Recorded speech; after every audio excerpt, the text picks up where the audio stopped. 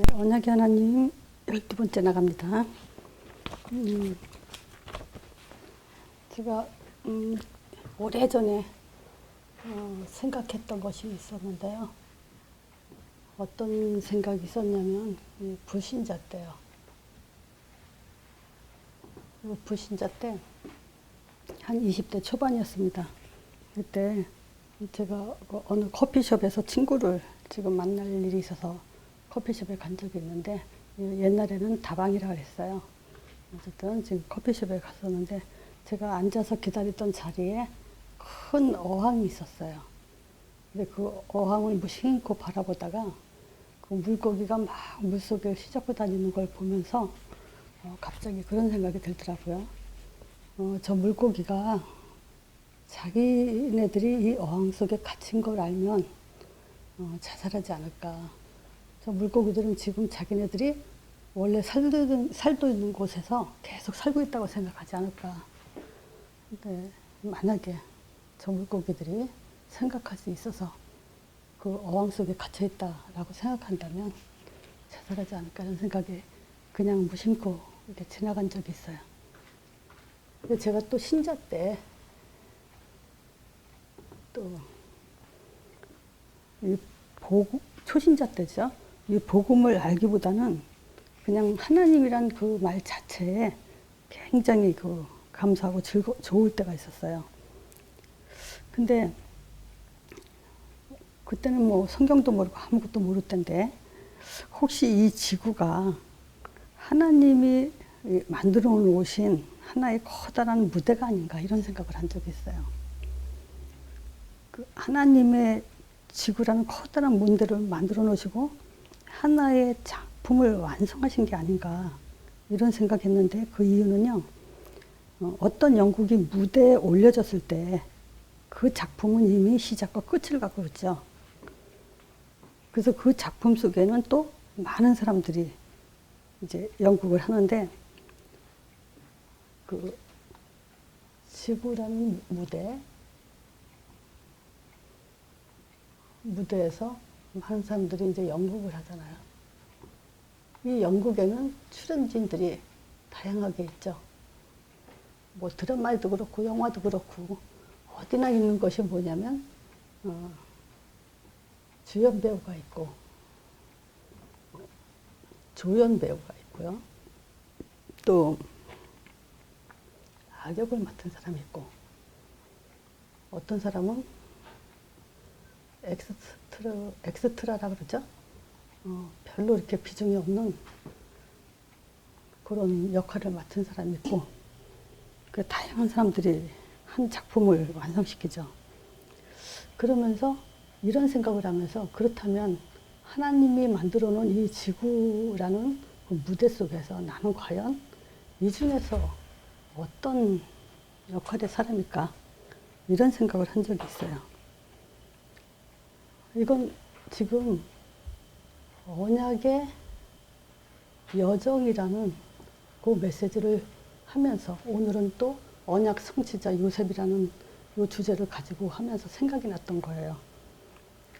자, 그래서 여러분들은 지금 이 중에서 어떤 역할을 맡고 있는지 한번 자신들의 생각을 한번 해보세요. 하나님의 언약의 여정 속에서 주인공이라고 생각하는 그 사람은 당연히 전도자겠죠. 자, 그렇다면 내가 전도자다. 그러면 주인공입니다. 이 세상의 주인공은 바로 전도자입니다. 자, 그래서 오늘 언약의 여정을 가는 요셉을 보면서 주연급 사람, 지금 주인공으로서 요셉은 그 문제를 어떻게 넘어섰는가. 그러면 거꾸로 이거예요. 문제를 넘어선 거 보니까 그 사람은 주인공이구나. 문제를 어떻게 보느냐에 따라서 그 사람은 주인공이 되는 거죠. 자, 그래서 오늘 요셉의 어린 시절, 그 어린 시절의 가정이죠. 또는 가족. 이 가족들 속에서 아버지의 사랑을 받았어요. 아버지의 사랑을 아주 듬뿍 받았죠. 채색 옷을 입었다. 창세기 37장 3절에 나오죠. 채색 옷을 입었다는 것은 형제들 중에 제일 지금 가장 사랑한다는 아들이었고, 또 그 요셉이 자기가 꿈을 꾼 걸 형제들한테 얘기했을 때, 또 아버지한테 얘기했을 때, 형들은 시기했지만 아버지는 마음에 두었다 그랬어요.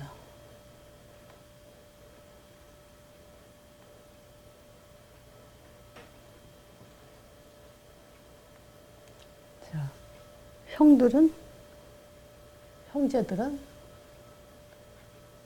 미워했다 그랬어요. 한마디로 요즘 말로 왕따를 당하고 있었죠. 또 엄마도 없었어요. 그러니 굉장히 여기서 상처를 받았겠죠. 가족들 속에서. 근데 이 어린 시절에 요셉은 이제 꿈을 꿨어요. 자, 어떤 꿈이냐? 해와 달과 11볕단, 11볕단과 해와 달의 꿈. 자, 이 꿈이 사실은 하나님의 메시지였죠. 즉, 하나님 말씀, 이 꿈이 11볕단이 요셉한테 절을 했다는 것은 하나님의 말씀이라고도 하면서 메시지라고도 할 수 있어요. 메시지를 받은 거예요. 자, 그것은 요셉의 미래가 되죠. 그러면서 그 꿈 자체가 미래면서 응답이 되죠. 이게 바로 요셉의 정체성이에요. 요셉은 이 꿈을 가지고 자기 정체성으로 갖고 있어야만 이 문제를 사실은 어떤 문제, 미래에 오는 어떤 문제도 이길 수가 있죠. 그래서 정말 어려서부터 메시지 받으면서 정체성이 정말 확고하게 선 아이들과 그렇지 않은 아이들은 세상 살아나가는데 응답이 달라요. 힘도 다르죠, 당연히. 자, 그러면 지금 요건 요셉의 얘기라고 그냥 지나가면 안 됩니다. 나는 아브라함이다. 제가 이 얘기 많이 했죠. 내가 곧 아브라함이 돼야 돼요. 그래야 하나님의 언약이 나와 관계가 있어요. 내가 아브라함이 되지 않으면 하나님의 언약이 나와 상관이 없습니다. 마찬가지로 요셉의 메시지, 요셉의 미래의 응답이 나의 것이 돼야 돼요. 그러면 지금 하나님은 우리에게 11볕단과 해와 달, 별이 절하는 꿈을 저희들한테 안 주죠. 요걸 통틀어서 우리의 꿈은 뭐냐면 사도행전 1장 8절이에요. 요게 우리의 정체성이에요. 우리의 정체성은 어느 거냐? 사도행전 1장 8절이에요. 요것이 사도행전 2장 17절에 요엘서에 예언한 그 내용을 사도행전 2장 17절에 여기에 그대로 또 베드로가 설교를 하죠. 하나님의 말씀에 내가 내 남녀종에게 부어준다 그러죠. 자녀들이 예언하고 젊은이들은 환상을 보고 늙은이 꿈을 꾼다고. 그것이 결국 21절에 누구든지 주의 이름 문자는 구원 얻으리라. 구원 관점에서 하나님이 구원이 메시지고 우리의 미래고 우리의 응답이고 우리의 꿈이에요. 한마디로 말하면. 요것만 가지면 우리 정체성은 아무도 우리를 이길 자가 없는 정도의 정복자가 됩니다. 그래서 반드시 지금 요 얘기를 이렇게 나눠서 하는 이유는 요셉의 꿈 메시지 그렇구나 하고 요셉 얘기로 하지 말라는 거예요. 요것이 바로 우리의 메시지면서 꿈이라는 것. 하나님이 우리에게도 요셉과 똑같이 메시지와 꿈을 줬어요. 미래 응답 줬어요. 바로 그게 이거라는 거예요. 그래서 이건 명심하셔야 됩니다. 이건 놓치면 안 됩니다.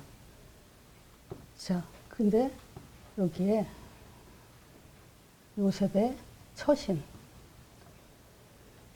요셉의 처신 때문에 미움을 더 받았죠.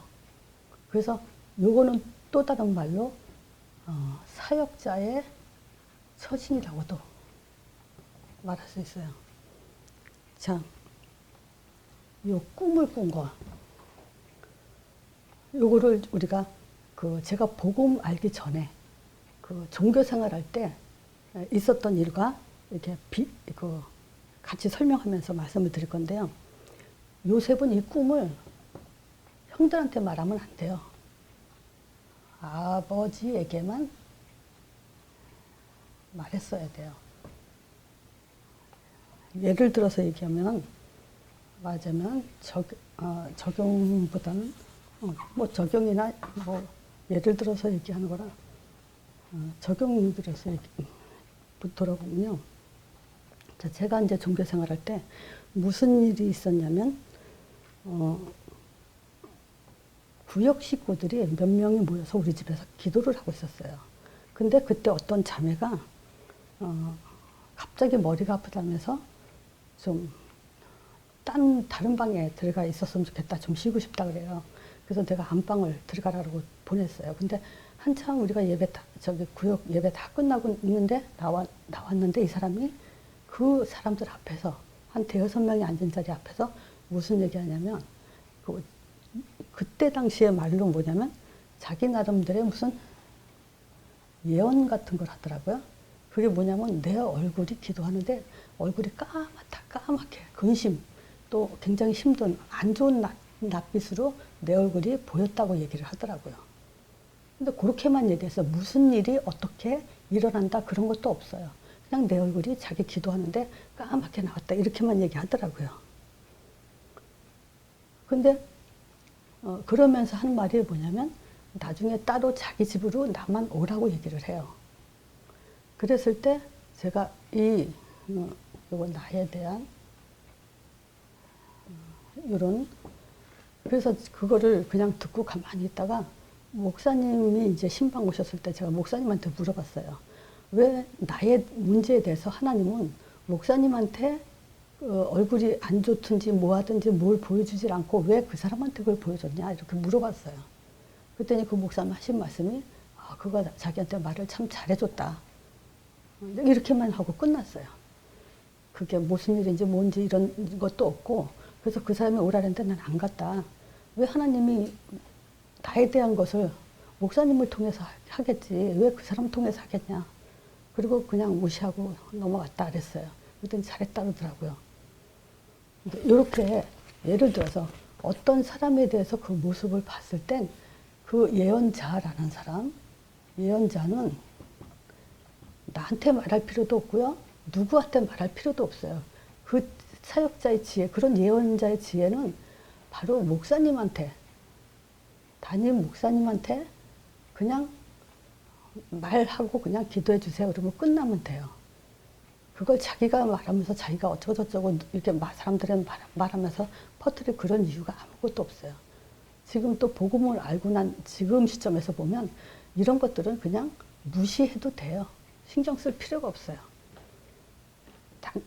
우리가 신경 써야 될 일은 나에 대해서 했으니까 내가 정말 복음을 이해했냐, 기도를 정말 성경적으로 이해했냐, 응답을 성경적으로 이해했냐, 그리고 인생 방향이 이 속에 있어서 여길 준비하고 가냐, 그것만 확인하면 돼요.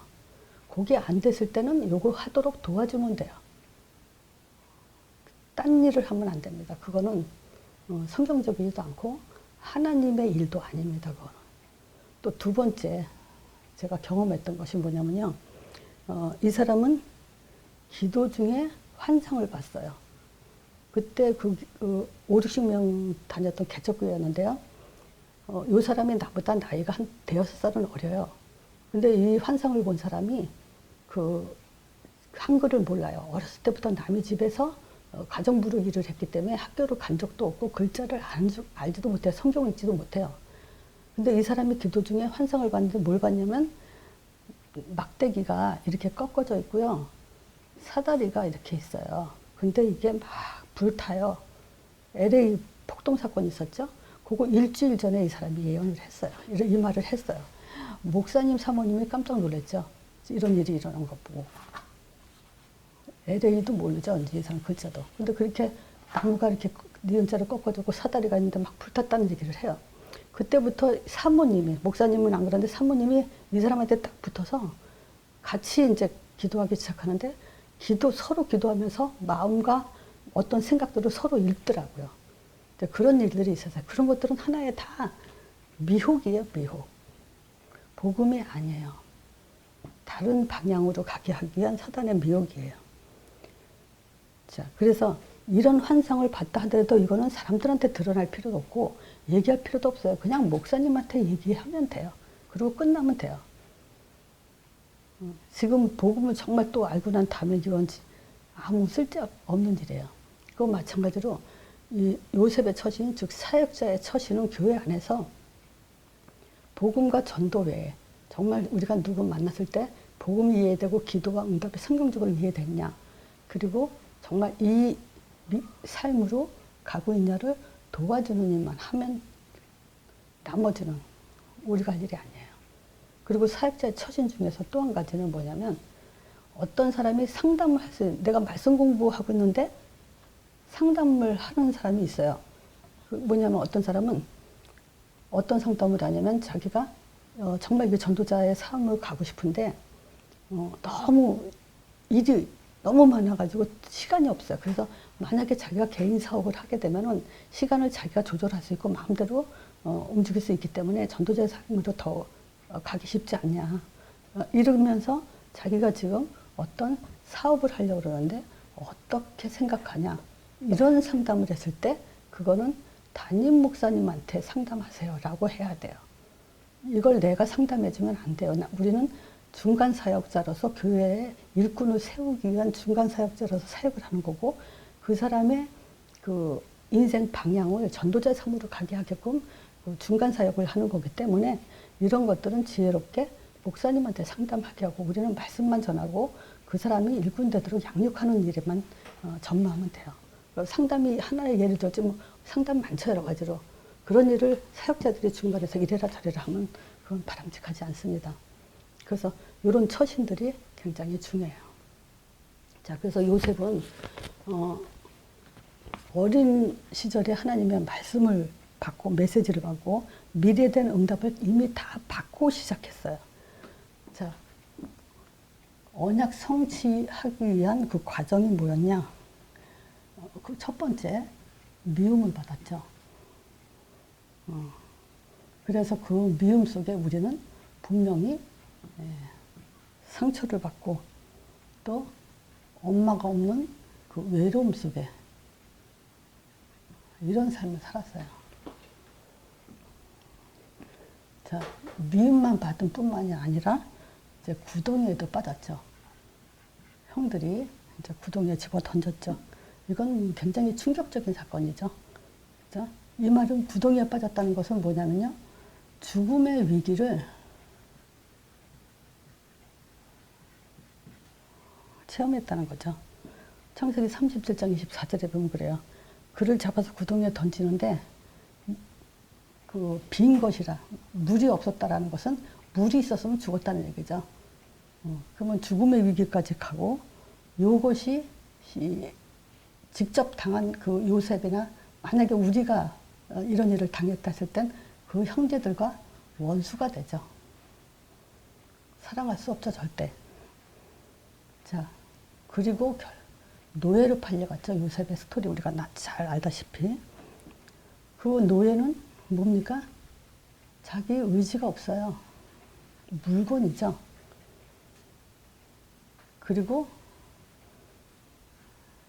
삶 자체가 삶이 아니죠. 미래도 없고 꿈을 꿀 수도 없고 이런 상태죠.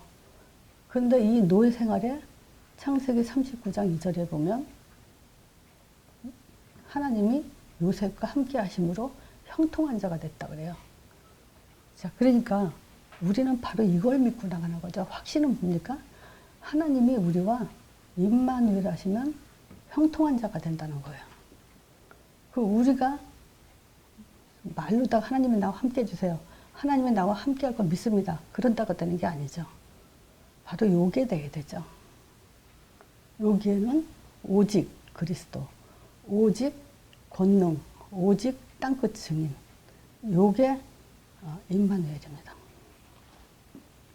자, 이것뿐만이 아니고 감옥에 가죠. 근데 이 감옥 간 것이 뭐냐? 굉장히 수치를 당한 일이에요. 겁간했다. 하지도 않은 일을. 그것도 이 남자가 이런 누명을 썼다는 거 이만큼 더 수치스러운 일은 없죠. 도둑 누명 쓴 것도 마찬가지고요. 진짜 그거는 안 그런 걸 했다. 도둑질했다. 겁탈했다. 이런 것들은 진짜 명예훼손죄, 지난주에 명예훼손죄가 생각이 안 나는데 그거 충분히 하고도 남죠, 이거. 자, 그러니까 요셉의 인생을 보세요. 요셉의 인생은 정말 드라마로 만들어도 뭐 이야기거리가 충분히 될 만큼 어마어마한 사건이죠. 미움도 받았죠. 요셉의 한평생의 인생에 상처를 받았죠. 충격도 받았죠. 죽음의 위기도 당했죠. 고통이란 고통 다 당했죠. 유혹도 당했죠. 수치도 당했죠. 감옥까지 갔죠. 그래서 이럴 때 우리가 지금 어떤 문제 속에 있냐, 요셉의 인생을 보고 한번 이렇게 비교해 보세요. 못 넘어설 문제인가? 자, 요것들이 지금 뭐냐? 언약 성취자의 요셉이 언약을 성취하기 위한 과정 속이었어요. 그래서 정말 우리가 언약 성취의 과정, 언약 성취자다, 전도자다 말로만 하는 게 아니고요. 요게 정말 돼야 됩니다. 요게 돼야 진짜 언약 성취자다. 이렇게 말할 수 있죠. 자, 결국 요셉은 하나님의 계획대로 총리가 됐어요. 자, 우리가 한번 봅시다. 요셉이 이 과정을 통과할 수 있었던 힘이 뭘까요? 하나밖에 없어요. 언약밖에 없어요. 또는 믿음이라고 할 수 있죠. 또는 말씀이라고 할 수 있고요. 요것밖에는 없어요. 다른 것이 없습니다. 그러면 언약이 뭡니까? 요셉은 저는 확신해요. 반드시 요셉은요, 하나님 존재 확인된 사람이고 확신하고 있었어요. 하나님 존재.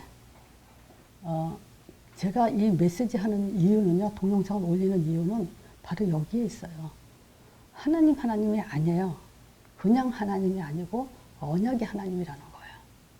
그래서 우리가 그냥 하나님 하는 것과 언약의 하나님이라는 것은 종교와 복음 차이예요.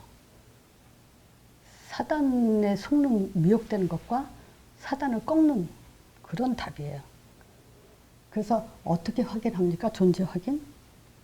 하나님의 아들로 존재 확인해요. 그리고 하나님의 이름 예수로 하나님 존재를 확인하는 거예요.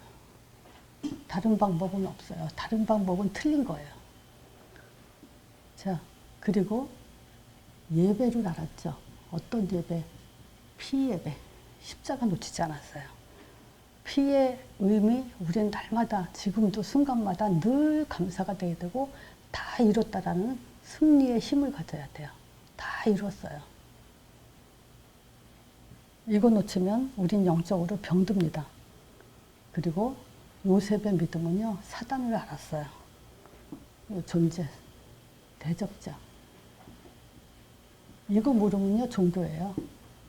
그죠? 기독교가, 복음 자체가 사단을, 마귀를 멸하러 오신 건데, 사단을 잘못 알고 있거나 사단을 모른다면, 인식하지 않는다면 그거는 종교예요. 믿음이 될 수 없어요. 그래서 요셉은 이 사단의 존재를 알았다.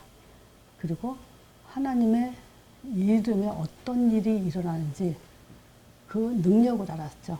그리스도의 능력. 그리고 전도자의 미래.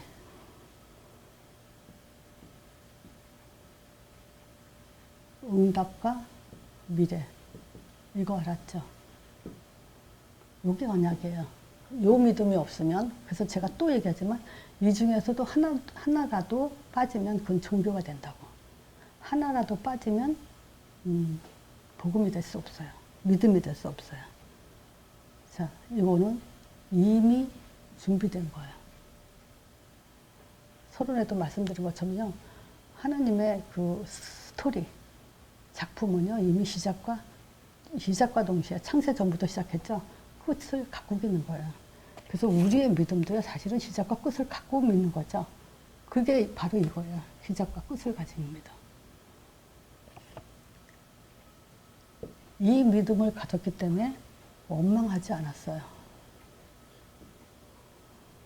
이 믿음이 없었다면 요셉은 원망할 수밖에 없죠. 자, 그래서 어떤 오늘 본문입니다. 창세기 45장 5절에서 8절이요. 당신들이 나를 이곳에 팔았으므로 근심하지 마소서, 한탄하지 마소서 그래요. 하나님의 생명을 구원하려고 나를 당신도 앞서 보냈다. 그러면서 하나님이 큰 구원으로 당신들의 생명을 보존하고 당신의 후손을 이 세상에 두려고 나를 당신들 앞서서 보냈다. 그런즉 이리로 나를 보낸 자는 하나님이 그래요. 이 말은 뭐냐? 모든 것을 하나님 앞에서 생각했다는 거죠. 모든 것을, 어떤 문제든 어떤 거든 인간관계든 뭐든 하나님 앞에서 생각했다는 거예요. 그리고 생명을 구원하시려고, 이 말은 하나님의 뜻을 생각했다는 거죠. 계획 또는 하나님의 마음. 세 번째, 앞서 보냈다. 당신들 앞서서 보낸 거다. 이 믿음만이 언약 성취를 볼 수 있죠. 이 고백을 보고 요셉은 원망하지 않았다고 그걸 확인할 수 있고요. 이 원망은 사람이 불신자라도요, 원망차를 안 하는 사람이 있어요. 그런 지혜와 그릇, 인품이 있는 사람이 있어요. 그러나 그것을 원하는 건 아니에요, 하나님이. 이 답을 가지고 그 확신 속에서 원망이 안 나와야 되죠. 인품 좋아서 원망 안 하는 거 하나님이 원하는 거 아닙니다. 정말 언약 잡고 그 힘을 갖고 원망하지 않는 그런 사람은요, 진짜 어떤 속에서도 승리할 수 있죠. 그래서 결론적으로는 평소나 문제가 있을 때나 동일한 믿음, 이걸 가졌다는 거죠. 그리고 순수한 믿음.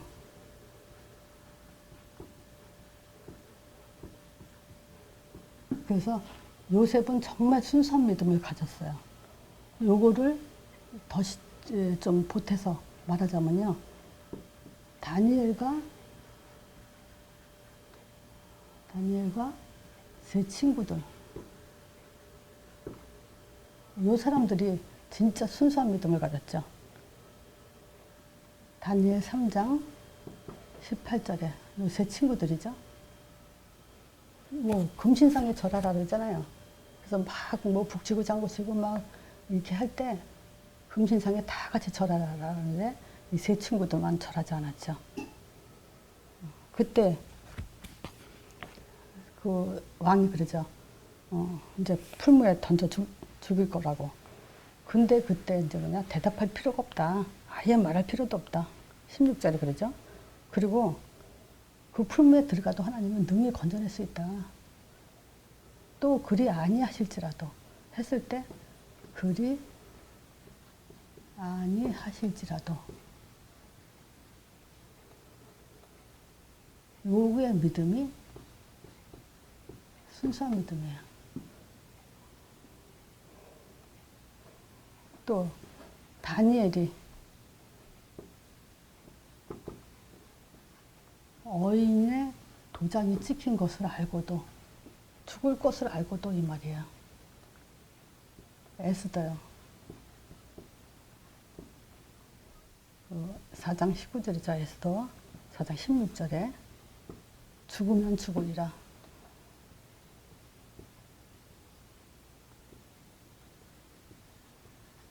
신자들이 언약 잡았다고 하면서 전도자의 삶을 산다고 하면서 자기네들이 항상 그 목적을 두고 어떤 응답을 바라면서 기도를 하고 또 응답을 달라고 하죠. 왜? 말은 맞아요. 우리는 언약 잡고 세계보험 할 거잖아요. 그 당연히 응답 받아야 하잖아요. 이런 동기를 가지고 기도를 하고 응답 받으려고 하죠. 근데 그거는 순수한 믿음이 아니에요.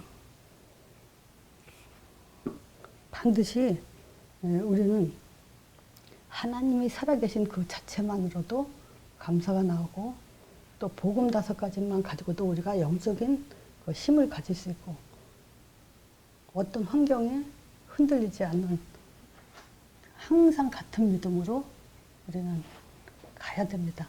또 가도록 메시지가 계속 뿌리내려져야 돼요. 자, 그래서 제가 지난주에 이제 오늘 메시지는 이걸로 끝났지만 지난주에 또는 그 지지난주에 제가 그 대화하다 보니까 이제 이런 갈등을 가진 분이 있어요. 갈등. 어떤 갈등이냐면요. 저는 늘 말하지만요. 요게 복음이고요. 요게 기도가 돼야 되고 요게 응답으로 와야 됩니다. 그래서 복음과 기도와 응답이 일치되고 나면요. 혹시 강단 메시지 속에서 요게 따로 목사님의 설교가 요게 따로 놓을 수가 있어요. 그러면 거기에 갈등이 와요. 저건 그 복음이 아닌데 이렇게. 그럴 때 이분은 참 순수해요. 이게 중심도 좋고. 그러니까 이게 뭐냐? 이게 지금 내가 판단을 하는 건가? 하나님 판단하면 안 되잖아요. 판단하지 말라 했으니까. 근데 이걸 판단하는 건가? 이렇게 갈등을 하는데 그거는 판단이 아니에요. 분별이에요.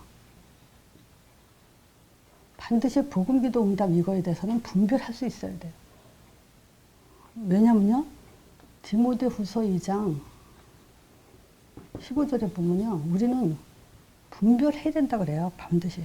진리의 말씀을 옳게 분별해야 되고요. 마태복음 15장 14절에 보면요.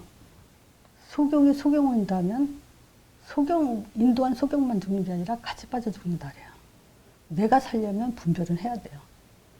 그 대신 판단은 하지 말아야 돼요. 이 판단은 교만이라고도 할 수 있어요. 뭐냐면 사람을 무시하는 거예요. 저 사람 복음 없네? 이건 안 돼요. 또 목사님이 복음, 기도, 응답이 일치 안 됐다 하더라도 우리는 순종해야 돼요. 메시지는 분별하되 목사님에 대한 순종. 아까 말씀드린 것처럼 중간 사역자가 중간에서 이렇게 지혜롭게 해야 되는 거. 그것이 있어야 돼요. 그래야만 교회 응답도 받을 수 있습니다. 오늘 말씀 이걸로 마치겠습니다.